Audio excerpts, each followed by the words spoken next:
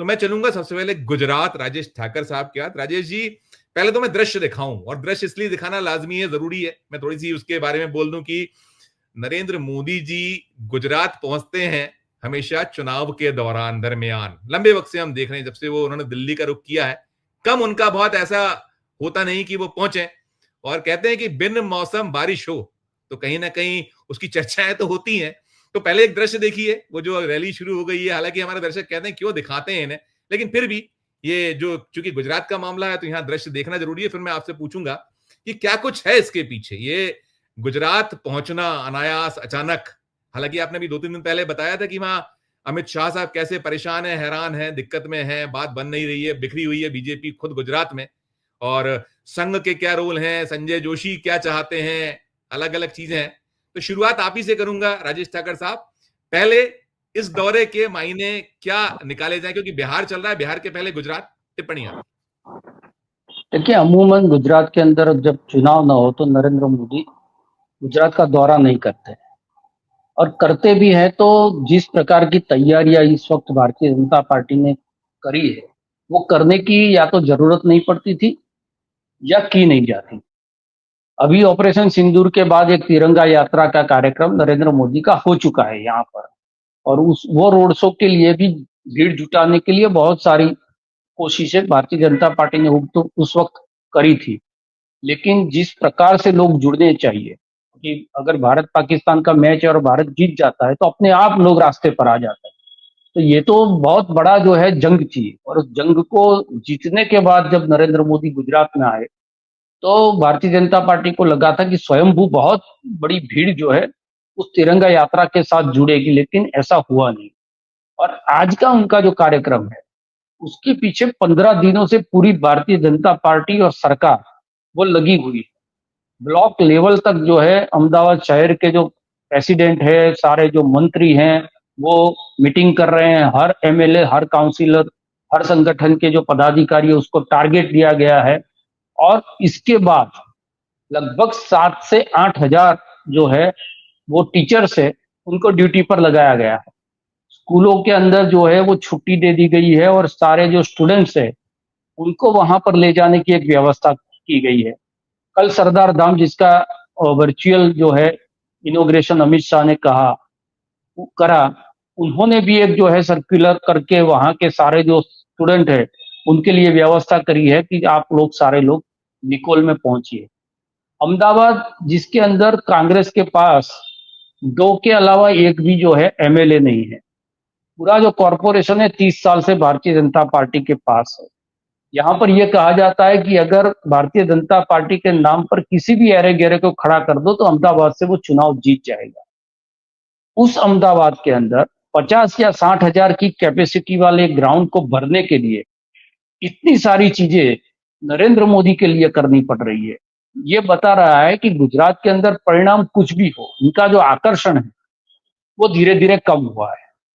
और सबसे बड़ी बात यह है कि नरेंद्र मोदी इस वक्त आ क्यों रहे हैं, क्योंकि अमित शाह ने, मैंने पहले भी कहा था, पिछले 6 महीने में लगभग 8-9 दौरे अमित शाह ने, हर माह में 1-2 बार वो आते हैं और वो दौरे किए हैं। लेकिन यहाँ जो संगठन की स्थिति है और मंत्रिमंडल के कुछ तब्दीलियां करनी है, संगठन के अंदर प्रमुख का चुनाव करना, ये सारी चीजें जो है लटकी हुई है।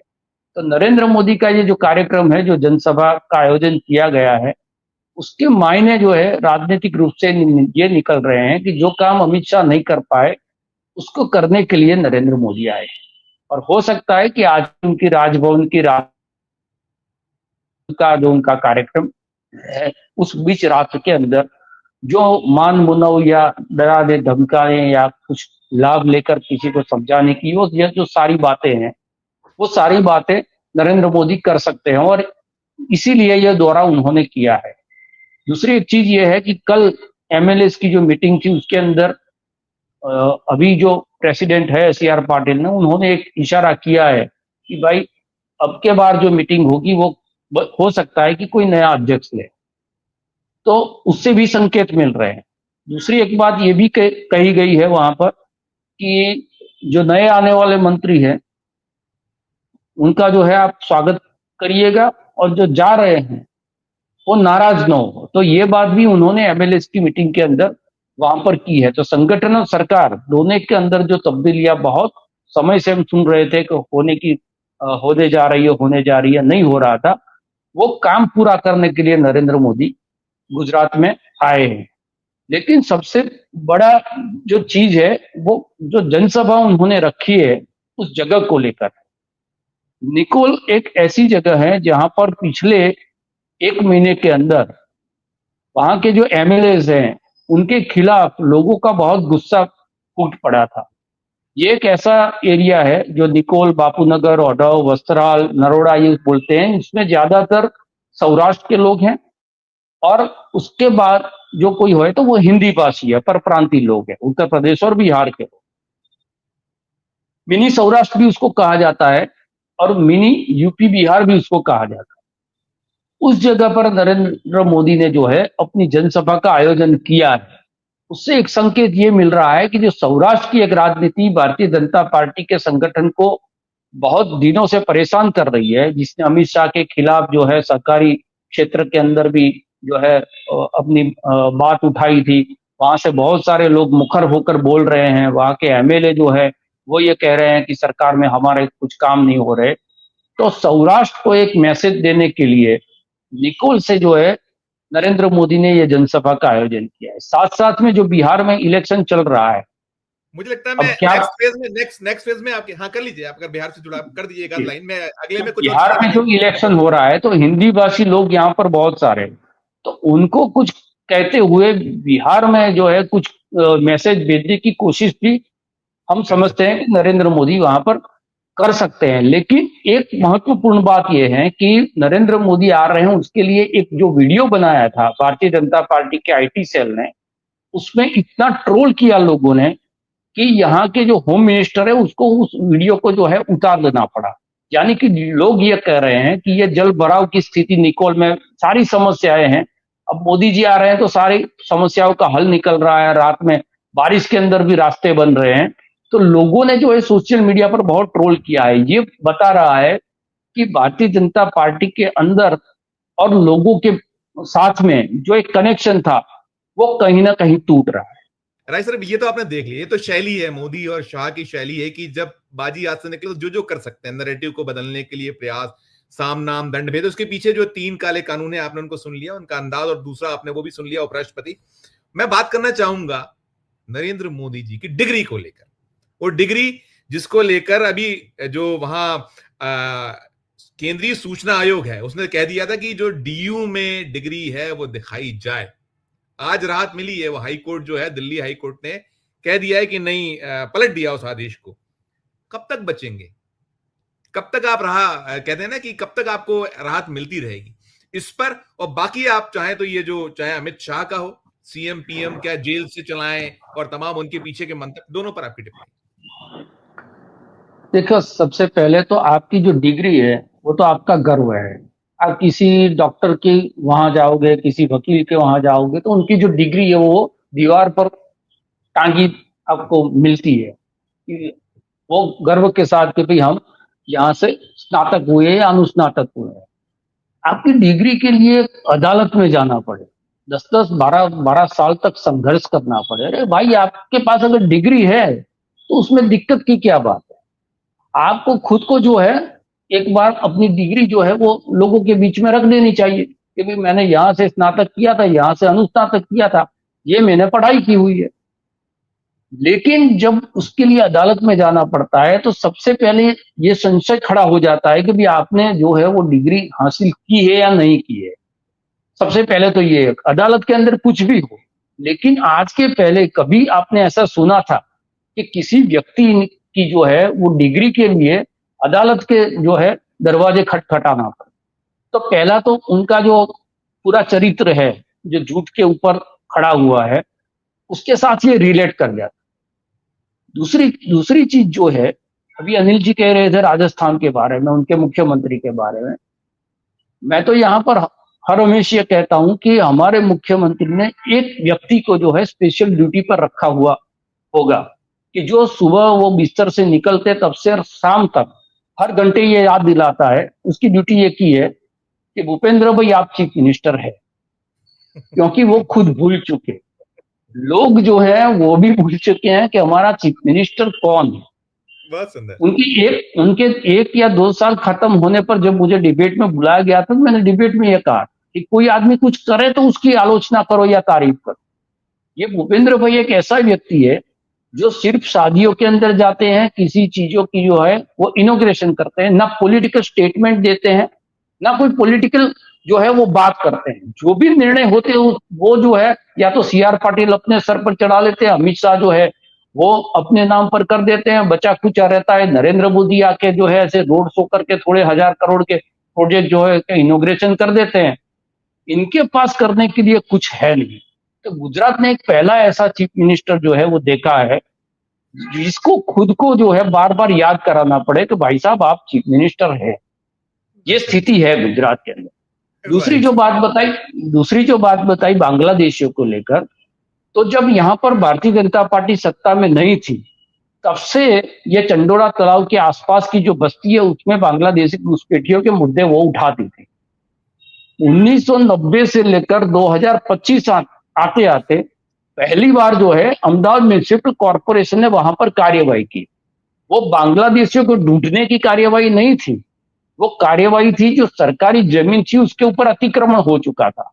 एक ऐसा अतिक्रमण जो 2003 से 2023 तक चला, जिसमें हमारे आदरणीय माननीय सम्माननीय प्रातस्मरणीय श्री जो मुख्यमंत्री भी थे, तो 3 से 13 जो है नरेंद्र मोदी मुख्यमंत्री थे, 13 से 23 फिर भारतीय जनता पार्टी के बदलते बदलते 3 मुख्यमंत्री बदल चुके। उसके बीच में हजारों लोगों ने जो है वहां पर सरकारी जमीन पर अतिक्रमण किया, उसके रेंट एग्रीमेंट बने, कॉरपोरेशन ने उनको लाइट दी, कॉरपोरेशन ने उसके पानी की व्यवस्था की, उनके वोटर कार्ड आधार कार्ड सब कुछ बना। फिर वो जमीन खाली कराने के लिए जो है वो जो कार्यवाही की गई उसको बांग्लादेशी घुसपैठियों को निकालने की कार्यवाही बताई। ऑन रिकॉर्ड जो है 189 लोग थे जो बांग्लादेशी थे, उसको ये लोग कह रहे हैं कि हमने ढूंढ निकाला है। उसमें से कितने को देश से बाहर भेजा हथकड़ी पहना के वो पता नहीं। तो ये एक अलग मुद्दा है। और वो मुद्दा जो है वो भी भारतीय जनता पार्टी के यहाँ के राज्य के जो गृह मंत्री वो प्रेस में कहते हैं कि ये 3 से 23 तक जो लोग घुस गए थे उसको हम निकाल रहे हैं। उसका मतलब कि नरेंद्र मोदी के ऊपर भी वो प्रश्न चिन्ह खड़ा कर रहे हैं। तीसरी जो बात आपने बताई जो रिजिजू कह रहे हैं या संगीत रागी को बहुत गंभीरता से हम नहीं लेना चाहिए। वो तो कैबिनेट मिनिस्टर है इसलिए उनकी चर्चा कर लेनी चाहिए। संगीत रागी का संगीत कितना बेसुरा चलता है वो हम सब देखते हैं, सुनते हैं। वो जो बात कर रहे हैं वो इस बात का इशारा है कि सरकार अस्थिर हो रही है और उसकी भनक उनको लग गई है। और जब जब नरेंद्र मोदी कमजोर पड़ते हैं तो एक सिंपथी अपने पास क्रिएट करने के लिए ऐसी चीज बोलते हैं कि भाई खालिस्तान से ये षड्यंत्र हो रहा है, अमेरिका यूरोपियन कंट्री जो है वो षड्यंत्र कर रही है। तो ये सारे जो षड्यंत्र चल रहे हैं वो तो आपकी सरकार के अंदर ही चल रहे हैं ना। तो आपके गृह मंत्री क्या कर रहे हैं? देखिए दिल्ली के चुनाव थे तो बांग्लादेशी घुसपैठियों की बात हुई थी, चुनाव खत्म हुए, घुसपैठियों की बात खत्म हो गई। अब वही घुसपैठिए जो है वो ट्रांसफर होकर बिहार में जाएंगे, फिर वही घुसपैठिए वहां से जो है पश्चिम बंगाल में जाएंगे। जहां जहां चुनाव आता है भारतीय जनता पार्टी के साथ ये घुसपैठिए घूमते रहते हैं। तो आपकी सरकार है पिछले 11 साल से और आप खुद ये कह रहे हैं कि घुसपैठिए आ गए हैं देश के अंदर, तो ये तो आपकी जिम्मेदारी है। तो ये तर्क भी जो है उनके काम में नहीं आ रहा। बिहार के अंदर ये वोट चोरी वाला मामला जिस प्रकार से तूल पकड़ चुका है, उनका अध्यक्ष प्रदेश अध्यक्ष सारी बातें जो जिस प्रकार से लटक रही है संसद के अंदर, अमित शाह के मुंह पर जिस प्रकार से लोगों ने बिल फाड़कर मारा है, ये सारी चीजों से अब उनको ये लग रहा है कि अब कुछ किया जाता है तो फिर वो वही चीज कि भाई ये अकेले पड़ रहे हैं मोदी जी, आप सब लोग साथ में आ जाओ, ये विदेशी षड्यंत्र है, सारे लोग इकट्ठे होकर जो है हमारे शेर का शिकार करना चाहते हैं। तो इस प्रकार की ये सारी चीजें अभी चल रही है। उसका मतलब कि उनको खुद को पता है कि उनकी स्थिति जो है वो बिल्कुल कमजोर हो चुकी है। और जैसा हम गुजरात में देख रहे हैं, गुजरात तो उनका गृह राज्य है, यहाँ से तो जो है उन्होंने राजनीति शुरू की, वहां पर अगर उनकी पकड़ जो है वो कमजोर हो रही है तो फिर वही चीज पूरे देश के अंदर अलग अलग जगहों पर होगी। और पार्टी के भीतर में जो जो हुआ है लोगों को अलग थलग करने का, 2 लोगों की राजनीति करता, पार्टी के भीतर विपक्ष के साथ जितनी राजनीति की है उससे ज्यादा राजनीति जो है पार्टी के भीतर इन दोनों लोगों ने की है। तो ठीक। अब उसी चीज का जो है उनको डर लग रहा है। ये सारे लोग अब धीरे धीरे जो है अगर एक हो गए और संघ का पीछे से उनको जो समर्थन हो गया तो स्थिति क्या बनेगी, इसलिए ये सारी राइट। चीजें चालू कर दी है कि भाई विदेश से पैसे आते हैं, जो भी षड्यंत्र है। किसान आंदोलन में भी खालिस्तानी दिखाई देते थे, सीएए का नागरिकता कानून था उसमें पाकिस्तानी फंड दिखाई देता था। तो इन लोगों को सब कुछ दिखाई देता है लेकिन पकड़ नहीं रहे हैं। उनकी सरकार के अंदर पाकिस्तान फंड कर जाता है किसी आंदोलन को, किसी को खालिस्तानी फंड कर जाते हैं। और जो है अमित शाह साहब है वो सुप्रीम कोर्ट के जज के बारे में आज पहली बार नहीं कह रहे। आपको याद कीजिए आप सबरीमाला वाले जजमेंट में क्या कहा था, उन्होंने सुप्रीम कोर्ट को क्या जजमेंट देना चाहिए उसकी नसीहत दे डाली थी। तो ये पहली बार का नहीं है इनका। क्या राजेश सर 17 तारीख संकट की घड़ी, 17 आने वाला कुछ है? 17 पे खतरा, 17 पे खतरा। लेकिन मोहन भागवत ने जो है पेज फंसा दिया। उन्होंने ये 75 साल वाला जो है वो स्टेटमेंट देके एक मैसेज तो दे दिया है कि भाई आपने जो सुगुप्ता राजनीति लोगों की खत्म करने के लिए, हमारी आनंदीबेन का क्या दोष था 75 साल पर उसको उतार दिया गया।